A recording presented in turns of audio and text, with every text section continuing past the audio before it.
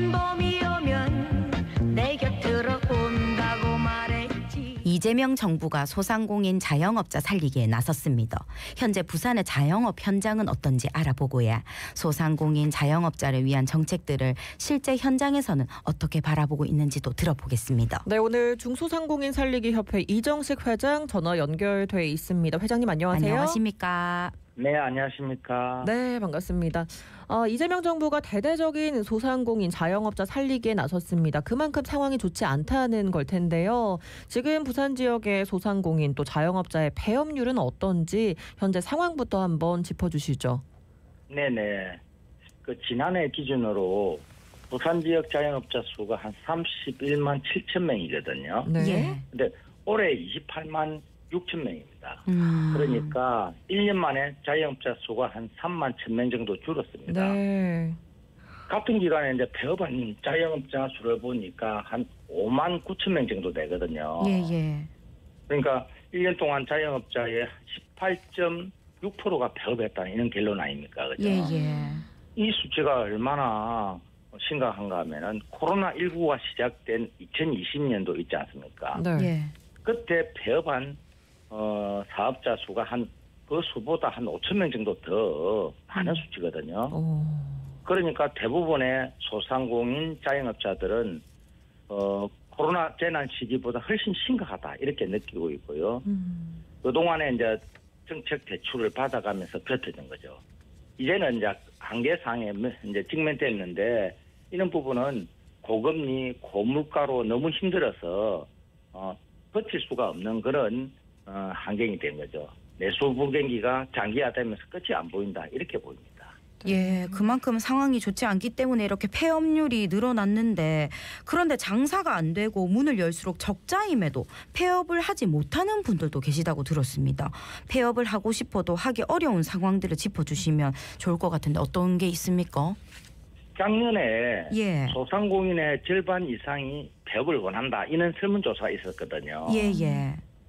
작년 부산 지역의 자영업자 폐업률이 18.6%라고 조금 전에 제가 말씀드렸는데 결국 폐업을 원해도 폐업하지 못하는 소상공인이 한 3분의 2 정도가 있다 이런 결론입니다. 그래서 왜 이런 결과가 나올까? 이유는 뭘까? 바로 폐업 비용 때문입니다.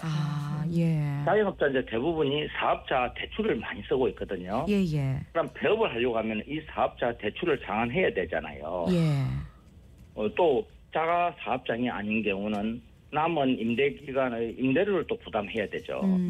가게를 또 원상 복구를 해야 되는 비용도 들죠. 또 직원이 있다면은 남은 임금과 또 퇴직금을 다 지불해야 합니다. 외상 매입금도 또 정리를 해야죠. 폐업하려고 하니까 모든 게 다 돈이 들어가는 거죠. 오죽하면은 자영업자들 사이에서는 폐업도 능력이다 이런 말이 나돌고 있는 거죠. 아이고야. 그러니까 남은 임대료와 직원들의 이제 퇴직금 같은 것도 다 이렇게 충당을 하려면은 폐업 비용이 만만치 않게 드는데 지금 우리나라 자영업자가 안고 있는 빚의 규모를 어느 정도로 보면 될까요? 듣기로는 코로나 시기에 소상공인을 위한 정책 자금 대출을 집행했는데 이후에도 경기가 나아지지 않고 또 계속해서 금리랑 물가는 오르면서 대출금을 갚기 어려운 상황에 놓인 분들이 많으신 거죠? 네, 그렇습니다. 작년 4분기 자영업자 대출 잔액을 보니까 한 1,064조 정도 되거든요. 예. 소득 분위별로 한번 살펴볼까요? 예. 중고소득층의 대출 잔액은 그 이전에 3분기 대비해서 약간 줄어들었습니다. 그런데 저소득층은 대출 잔액이 증가했거든요. 예. 소득이 낮은 자영업자가 대출에 의존해서 지금 어려운 경기 침체 상황을 버티고 있다. 이렇게 우리는 추정해 볼 수 있는 겁니다. 그런데 자영업자의 이제 소득 대비 부채 비율을 보니까 한 344.5%인데 이게 어떤 이야기인가 하면요. 자영업자가 가지는 소득보다 부채가 3배 정도 된다. 이렇게 보면 됩니다.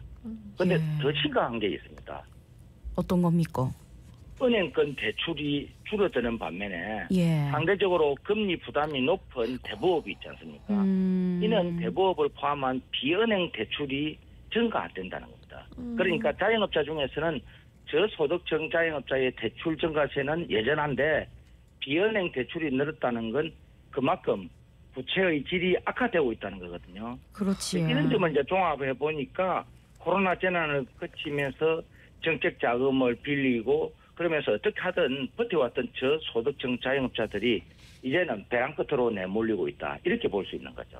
예, 아이고 네. 진짜 너무너무 심각한 상황인데 그래서 이재명 정부가 들어서면서 소상공인 자영업자분들의 빚을 탕감해주는 정책을 내놓고 있습니다. 네네. 코로나19 채무 부담이 커진 소상공인들을 돕기 위한 새출발 기금 제도도 대폭 손보기로 했고 새 정부의 소상공인 지원 대책의 핵심은 금융 부담을 낮춰주자 이건데 실제 소상공인 자영업자분들이 이런 정책들을 어떻게 보고 계십니까?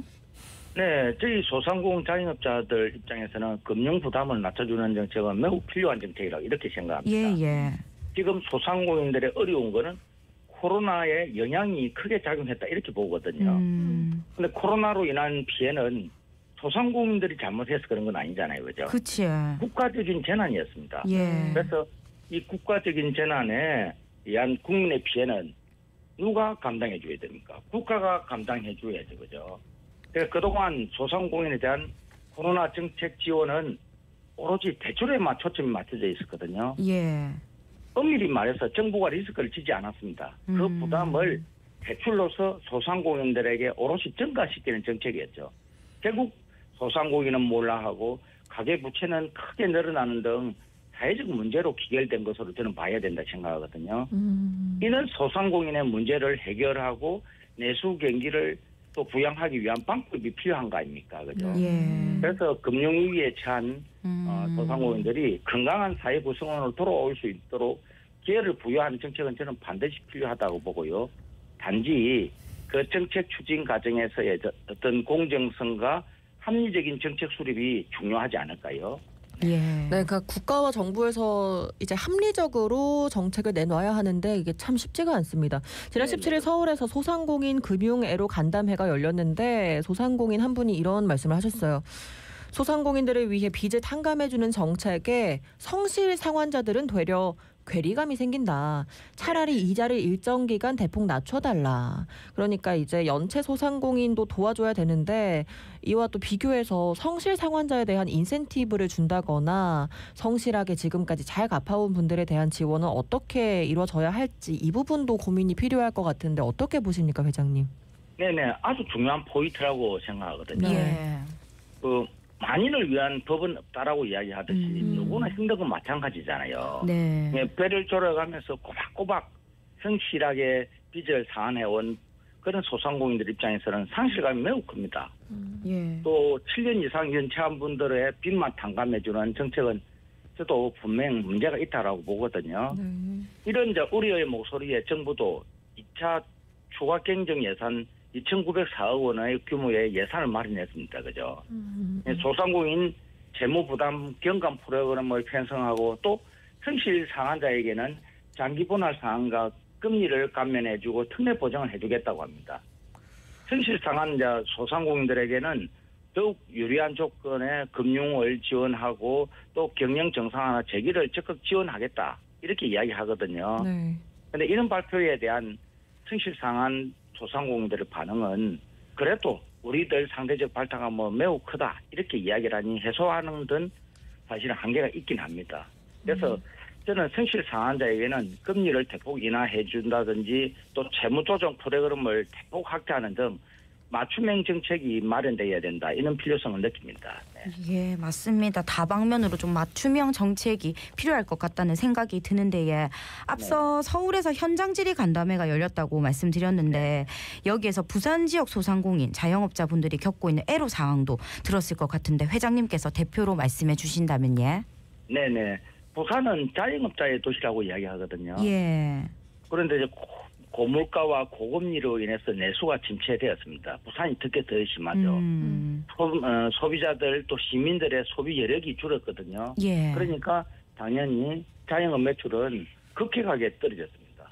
그런 반면에 온라인 소비는 계속 가속화 되고 있지 않습니까?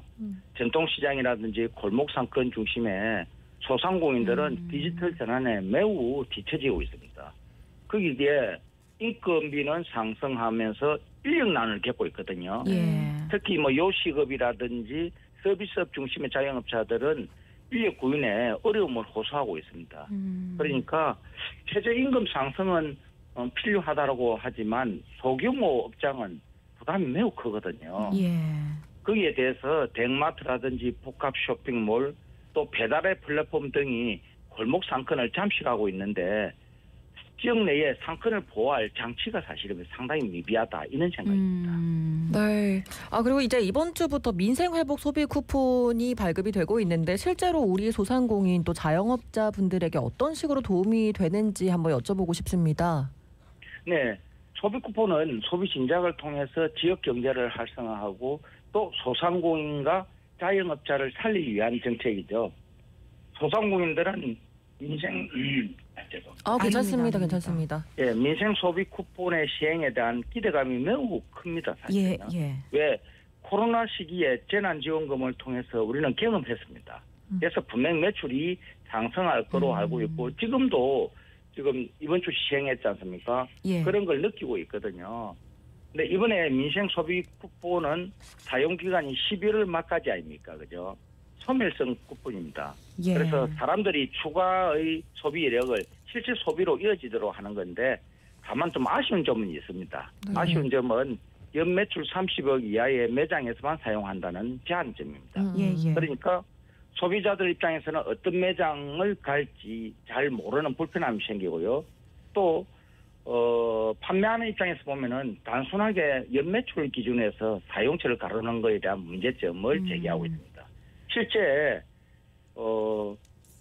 업종별로 수익률이 천차만별이거든요. 예. 그러니까 도매업이라든지 또 마트의 경우는 매출은 높지만은 수익이 거의 나지 않아 많이 힘들어하는 그런 업종입니다. 안 그래도 수익이 작아서 힘든데 쿠폰 사용처도 되지 않으니까 매출은 더더욱 더 줄어들 수밖에 없는 거 아닙니까? 네. 이런 악순환이 발생하니까 이런 점에 대한 보완도 저는 필요하다고 생각합니다. 아쉬운 점은 있지만 그래도 이제 네네. 민생 회복 소비 쿠폰이 큰 도움이 되겠죠. 끝으로 맞습니다. 예. 네네네. 끝으로 한 말씀 한마디만 짧게 부탁드리겠습니다. 예. 실제 부산의 자영업자들은 더더욱 더 힘듭니다. 지금 부산은 조금 전에 말씀드렸다시피 디지털 전환이 되게 되지 않는데 이런 부분에 대한 부산시나 지자체의 역할 이런 게 필요하고요. 또 수요를 창출할 수 있는 지역 경제 순환 구조 도입이 필요합니다. 네, 알겠습니다. 기능 강화가 필요할 것 같습니다. 네, 고맙습니다. 지금까지 중소상공인 살리기 협회 이정식 회장님과 이야기 나눴습니다. 오늘 감사합니다. 감사합니다.